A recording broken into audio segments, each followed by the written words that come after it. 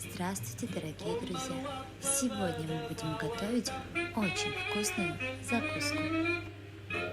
Выкладываем белый сыр с плесенью, затем французский багет и томаты черри.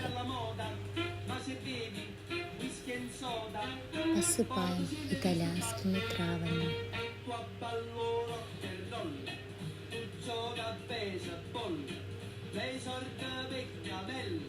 Заправляем оливковым маслом. Смазываем чесноком.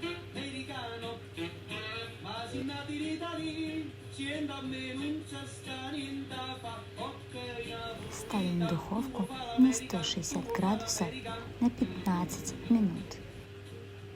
Всем приятного аппетита!